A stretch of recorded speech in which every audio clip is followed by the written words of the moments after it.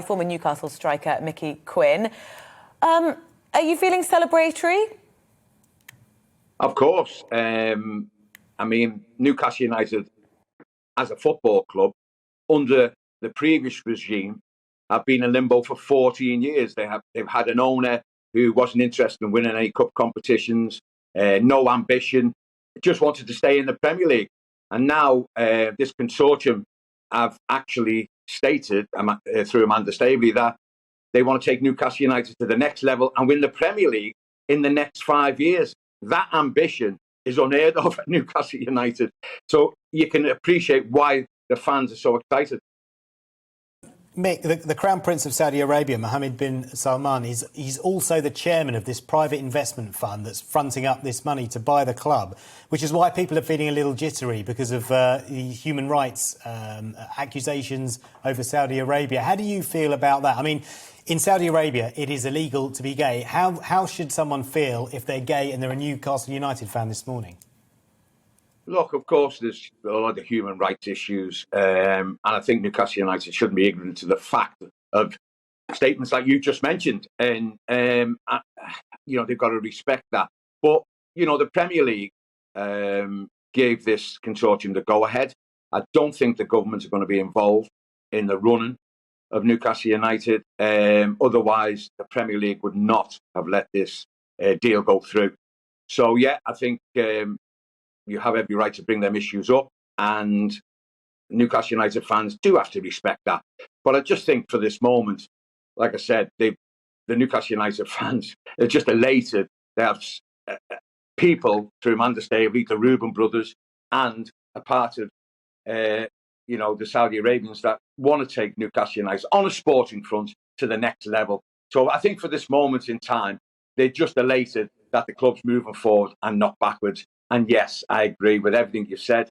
They do have to respect this human rights issue with Saudi Arabia and just take a little time just to read into it. What do you mean, respect the human rights issue? Well, you just mentioned, it's sport, politics.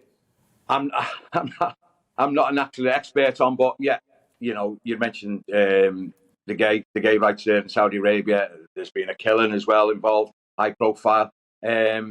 And so on and so on. But I think Saudi Arabia are trying to get their profile worldwide to a respectable level through sport, through other things as well. I think they're building 2 cities in Saudi Arabia, holiday resorts as well. And I think they want to take Saudi Arabia on a world front, on a sporting level. They've seen the Qataris do it. They've seen other countries do it as well, get involved in sport. But I think it is only 25% they own of this, if I'm sure.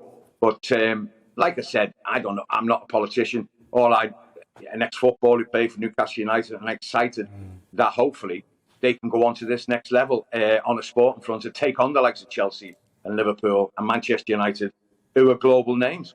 Yeah, Mick, you're excited. Some of the fans are excited. But Steve Bruce, the manager, he doesn't sound excited. He said, I'd like the chance to show the new owners what I can do, but you have to be realistic, and they may well want a new manager to launch things for them. I've been around long enough to understand that. How long do you give Steve Bruce?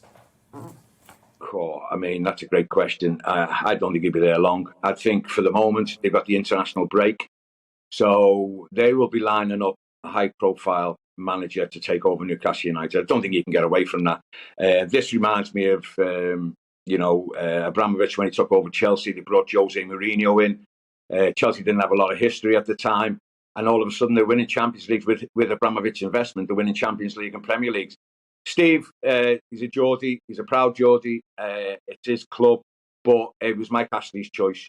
So I'm sure the new consortium will want to put in a manager of their own choice. I think it's as soon as they can get that new manager, really. So it could be 2 weeks, 3 weeks, Steve Bruce in charge. Could be 2-3 months, but they will get whoever they want, I think, and whatever players they want as well, with investment, which is the exciting thing for Newcastle. And just quickly, Mick, a few names you'd like to see at the helm then replacing Steve?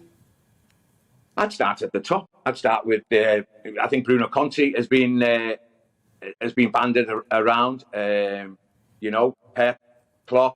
Why not start at the top? and then just erase each name if they say no. Right, yeah. I mean, that's where you've got to be. Yeah, they've got the money to do it. Hey, listen, really good to talk to you this morning, Mick. Really appreciate your time.